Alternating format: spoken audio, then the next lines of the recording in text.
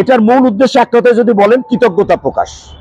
এটা স্যারের উপরে কৃতজ্ঞতা প্রকাশ করার জন্যই, কৃতজ্ঞতা প্রকাশের একটা বহিঃপ্রকাশ মাত্র আমার এই ছোট্ট ক্ষুদ্র পরিসর থেকে।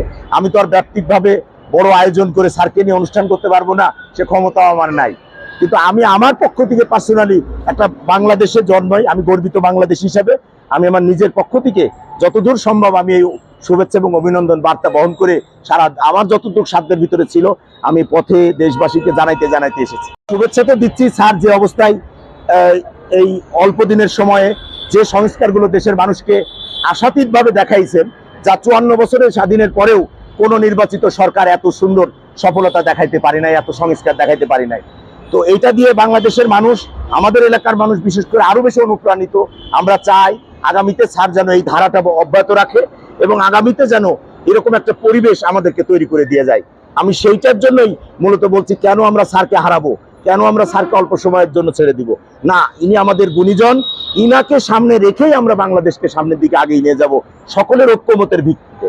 রাজনীতি করতে হলে মতানৈক্য থাকবেই, এটাই স্বাভাবিক, কিন্তু সকল মতানৈক্যকে উপেক্ষা করে একটা নির্দিষ্ট ঐক্যমতে যেটা দেশের স্বার্থে ভালো হবে সেই ঐক্যমতের ভিত্তিতেই নির্বাচন করানোর জন্যই তিনি অক্লান্ত পরিশ্রম করে যাচ্ছেন।